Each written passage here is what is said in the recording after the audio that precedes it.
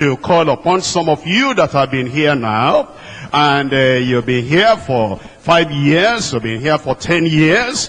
When you first came, what kept you in this church? What made you to want to stay?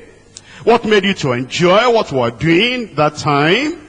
When we preached the word and it was straightforward and very hard, what made you to stay at that time? You wanted an experience of the Lord. How is it that now many of us were changed? Now you come, and as you come now, you don't worry about the word anymore. It's even like some of us are not even interested that the sinners that come, they are not to hear the word of God. You are changed. The original excitement is no more there. The original interest and desire is no more there. And the original conviction, consecration is no more there. Bury yourself in the word of God and say, no matter how they preach it and no matter how it comes forth, all I want is the word. Are you not backsliding? Are you not losing interest in the word of God? If you have spent 5 years or 10 years in the church and you have lost so much, if you spend the next 5 years, the next 10 years, you're going to lose everything. And I'm afraid for some of you, you may not make it to heaven.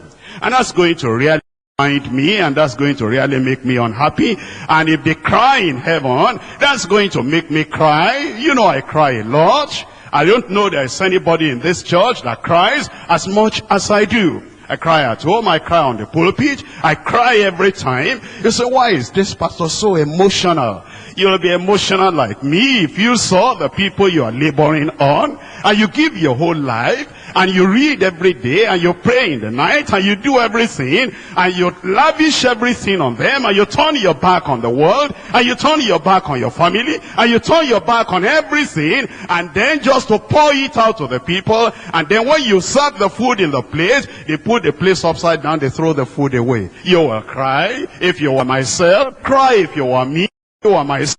And you saw people that are not interested in institution. They are not interested in holiness. They are not interested in righteousness. They are not interested in getting to heaven. And you see if you see all the jewelry I see here, you will cry if you were myself. I know what I teach, I believe, I know the word of God, and as you are coming in, when you come to that gate, and you understand that you want transformation in your life, transfiguration in your life, you know what you are going to do? You are going to check up the word. What is it in the word? Why don't these people wear jewelry? Why don't these people palm? Why don't they wear slacks? You see that. You see how some of the women are, and if you see all those things, when you come in, you'll be asking, why don't they do that? And then you go on your knees.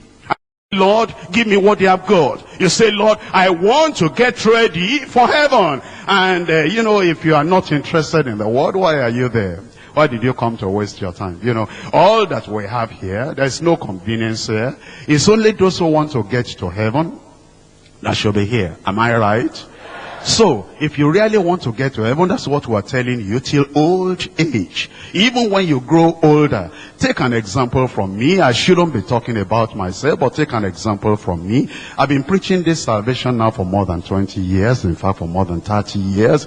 And when I come and preach salvation, I still preach it fresh, with action, and with excitement, and with burden in my heart. If I'm talking about holiness, I've been talking about that holiness for more than 30 years. I still talk about it with deep conviction. I don't change, even though there have been problems, and yet I remain as steadfast as I was in old age. I'm a little bit older than some of you now. I'm still moving on. And I'm still marching on. And even though there will be difficulties, and there will still be more difficulties, there will still be more persecution, I'm expecting there will still be more opposition for me. Yet in all that opposition, my only prayer is that anytime I will stop preaching the word of God, let the Lord take me home before I stop. Anytime I will not be able to declare unto you, I have become afraid of you members of the church, the people I brought into the kingdom. I have become afraid of the people I brought into the kingdom, and then I will close my mouth. I will not be able to tell the truth. Oh Lord, if my converse will make me backslide, if the people that I brought into the kingdom will shut my mouth, I will not be able to tell the truth. take me away. And then give them another person that will tell them stories. Give them another person that will deceive them. Give them another person that will not be able to take them to the kingdom.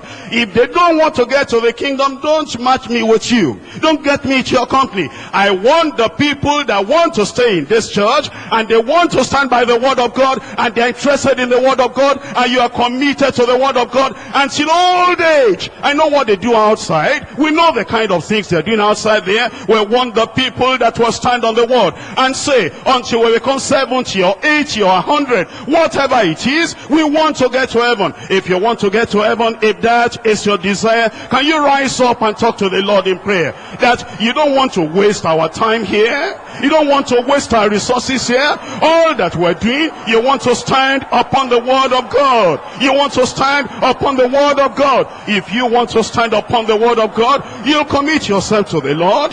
Don't waste our time here. Don't waste your life here too.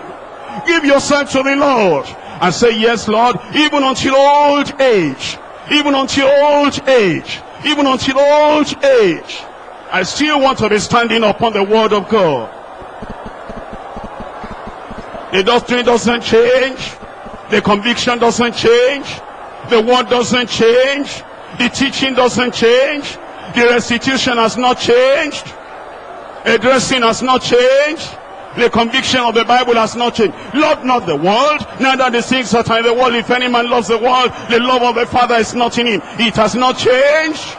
We don't marry like the world. We don't bury like the world. We don't do anything like the world. It has not changed.